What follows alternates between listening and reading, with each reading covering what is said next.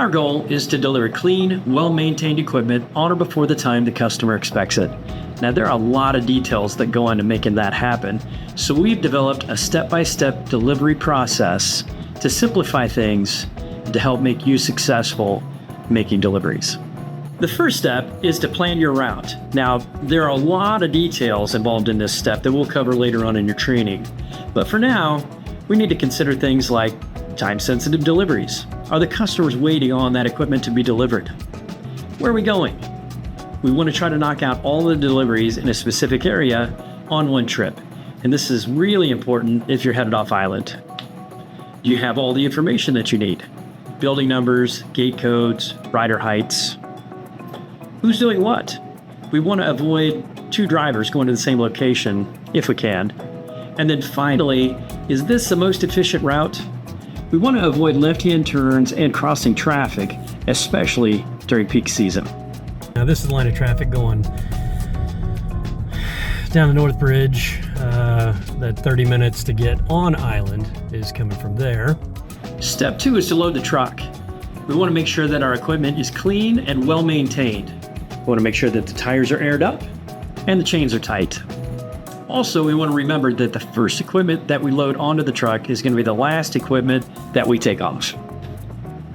Step number 3 is to verify your load. Do you have all the equipment for all of the deliveries that you're going to make? What about borrowed equipment? Baskets, helmets, locks, paddles, life jackets. As the driver, it's your responsibility to make sure that you have everything that you need to make the deliveries that you're going to make. And trust me, we've all had that drive back to the shop, knowing that we have to grab one helmet to drive back over to Longboat to drop off the one delivery that we didn't take it for. Not cool. Step number 4 is getting ready to leave. Did you go potty? Do you have water? Driver's license? Phone? Does the truck need gas? The fact is, you're going to be stuck in traffic. Are you ready for that? So step number 5 seems simple, but did you go to the right place? Many of the condos that we deliver to have locations on both the Gulf side and the Bay side. Several buildings with multiple bike racks. Are you at the right place?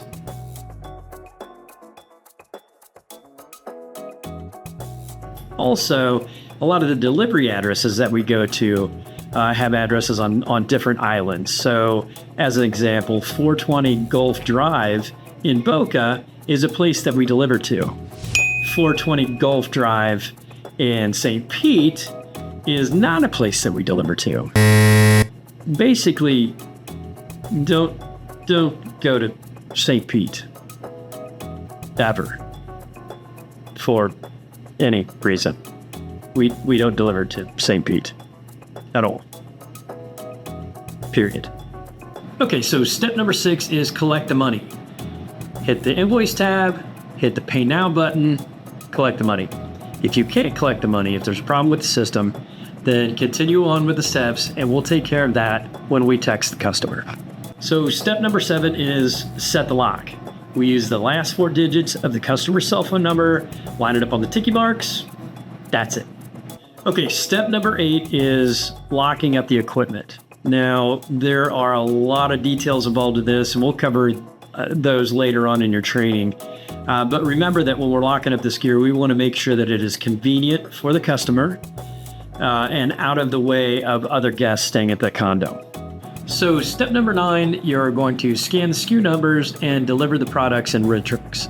Now, keep in mind, once you hit that green deliver button, there's still going to be a green button at the bottom of it, only that's going to be to return the product. So don't accidentally hit that green return products button. Okay, so step number 10 is going to be upload photos in Ridtrix. Now, again, there's a lot of details that we're going to get into later on in your training about uploading photos, what kind of photos to take. But just keep in mind that we use these photos to help us find the equipment when we go back to do the pickup. It also helps prove what kind of equipment we dropped off, just in case some of the equipment happens to go missing. Okay, so step number 11, the final step, you're going to text the customer. What you're going to do is take a picture of the equipment where you locked it up, and you're going to send that along with a text, something to the effect of, "Hi, this is Phil with Ride and Paddle. Just dropped off your bikes. They're locked up to a palm tree right in front of your unit. Combination for the lock is going to be the last 4 digits of your cell phone number. Have a great day. Now, if earlier you had trouble with the payment, the text that you would send would be, "Hi, this is Phil with Ride and Paddle. Just dropped off your bikes. They're locked up to a palm tree right in front of your unit. Had trouble processing your payment? If you could give us a call at 941-346-1797. Thanks, and have a great day." We want to make sure that we don't include the combination for the lock. We want them to call us to update their credit card information before they're able to use their gear. The delivery process is a profound journey towards self-realization and inner peace. It harmonizes the body, mind, and soul, enabling us to unlock our potential. Through regular practice, we cultivate flexibility, strength, and mindfulness, embracing a holistic approach to making deliveries. That's so stupid. Just don't screw this up.